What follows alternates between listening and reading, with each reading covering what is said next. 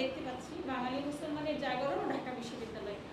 এখানে অলরেডি আমাদের সম্মানিত অতিথিবৃন্দ চমৎকার আলোচনা করেছেন, আমি মুগ্ধ হয়ে শুনছিলাম। তো সেই জায়গায় আমার মনে হচ্ছিল যে বিশ্ববিদ্যালয়ে আসলে আমাদের স্থানটা কোথায়। আমার এখনো মনে পড়ে যে ভাইবার আগে আমরা কি বিভীষিকাময় একটা রাত পার করতাম যে পরদিন আমার ভাইবাটা আমার টিচার নেবে কিনা, এবং আমার নিজেকে ভাইবা এটা শুনতে হয়েছে যে ও আচ্ছা এরা তো বিসিএস টিসিএস দিবে না, এরা ঘরে কাজ করবে আর কি করবে। এবং অত্যন্ত কিন্তু এটা আমার জন্য আনন্দের ছিল যে আমি ভাইবাটা দিতে পেরেছি। আমাদের অন্য বোনেরা ছাত্রীরা এর চাইতেও আরও বেশি কটূক্তির শিকার হয়েছেন এবং অনেকে ভাইবাটা দিতেও পারে নাই, এরকম রেকর্ডও আছে অসংখ্য। তো এই জায়গায় দাঁড়িয়ে এই সময় এসে 24 পরবর্তী সময়ে আমরা কিছুটা ভালো সময় পেয়েছি, কিন্তু এখন আবার মনে হচ্ছে যে আমরা আসলে আবার সেই সময়টাতে ফিরে যাব। আমরা যখন দেখি যে সংসদে আমাদের সাংসদদের মধ্যে কেউ কেউ আমাদের বোরকা হিজাব নিয়ে কটূক্তি করে, তখন আমরা আসলে আশাহত হই।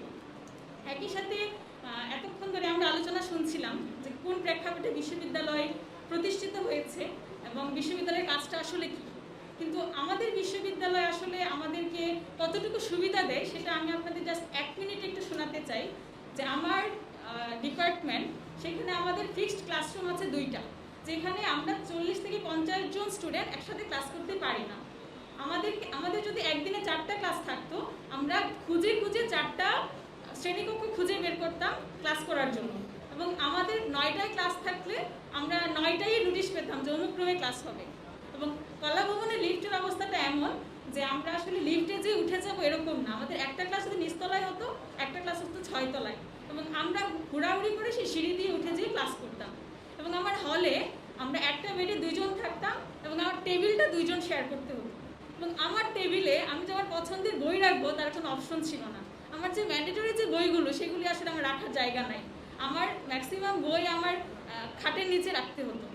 এই হচ্ছে আমার বিশ্ববিদ্যালয়ের অবস্থা। সেইখানে থেকে বিশ্ববিদ্যালয়ের শিক্ষক এবং শিক্ষার্থীরা যেই অবদান রাখছে দেশের ক্ষেত্রে এবং স্ব ক্ষেত্রে যেই সফলতা অর্জন করছে, আমার মনে হয় তার বেশিরভাগটা হচ্ছে শুধুমাত্র নিজের ইচ্ছাশক্তি।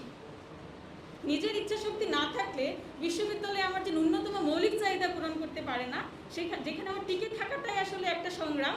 সেখানে আমি আমার জন্য গবেষণা, আমার জন্য উচ্চশিক্ষার যে খরচ এবং শিক্ষা গ্রহণের যে আগ্রহ, সেটা আসলে আর কাজ করে না আমার যে মৌলিক সুবিধাদি যদি আমার না থাকে।